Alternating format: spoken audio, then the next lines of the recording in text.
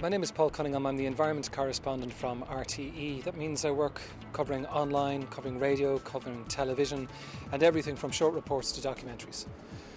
One of the reasons I'm here is that I believe that there's a big change happening.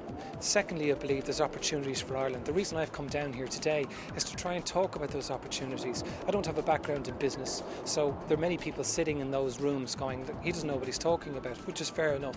What I do have is a broad analysis from talking to companies, from talking to politicians, from talking to analysts, and what I am able to do is detect trends. And I'm saying the trend is in this big way, moving over to green technologies. There are opportunities there, and that was the reason I was trying to come here to sell that message, and hopefully it will be well received. If this country is going to get out of the mire that it's in, we're going to have to rely on small and medium enterprises. These are going to be the engine by which we're actually going to create jobs. So we need to find out how we can assist companies to get up there, find companies and give people the ideas. The second thing is that if the hype is to be believed, we're on the biggest change since the Industrial Revolution, and that is moving away from oil and gas into things like renewable energies. Energy is a huge space, and so if you marry those two things together, you have the focus of today, which is how do you get small, medium-sized businesses rolled out of this big energy changeover. That's what we're trying to do. But I think what you have to do is look at what has Ireland got, and as a result of that then try and see what you're going to be able to do. We're good in software, we're good on ICT, information communication technology, we've got good natural resources on water and energy. Those are the things which I think you'd have to sort of say are possibilities. So let's look at a marriage between the two. We're talking about having 10% of all electric vehicles being electric in this country by 2020. We're talking about electric car companies coming over here.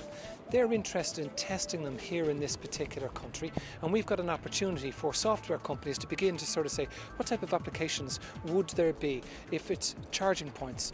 Can you develop an app for your iPhone to be able to tell you your car will be charged within half an hour and sending that back to you? That could be a small software company doing something linked into a major company like Renault, like Nissan, who are forging ahead on e-vehicles. So I think it's that type of area we need to look at. Earlier at the talk today, I used one example of a Limerick company called Epicensor. And sensor technology is one of the big things. This was a small company, but it's now framed itself saying we're going to develop products for anyone who uses energy anywhere in the world. That's any country. And it's built itself up from a small company. Its technology is now being used in 16, but it's looking to become a global player.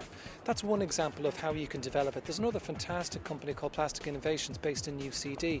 It looks, we've got a problem with plastic. If you bury it, it's going to last 1,000 years. What it's managed to do is to heat plastic in the absence of heat, feed it to bugs, and the bugs produce a different type of plastic which can actually, sort of, you can put in your garden and it'll disappear in 3 months. That's a global application. That could be worldwide, and what we've got to try and do is to ensure that those types of companies are able to start up, and once they actually do start up, that they stay here, that the patent, that the jobs stay in this country, and we capitalise on the seed money we put into it. I think you have to look into it in every facet, not only about how you're going to ensure that your business is viable, that it makes economic sense by saving rather than wasting, but also you need to be targeting where are you going to.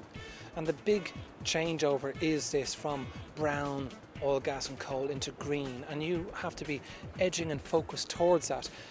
Otherwise, I think what you're trying to do is trying to sell into a shrinking market, and that's going to be one hard sell. So you're going to need to be an incredible salesperson to get over that.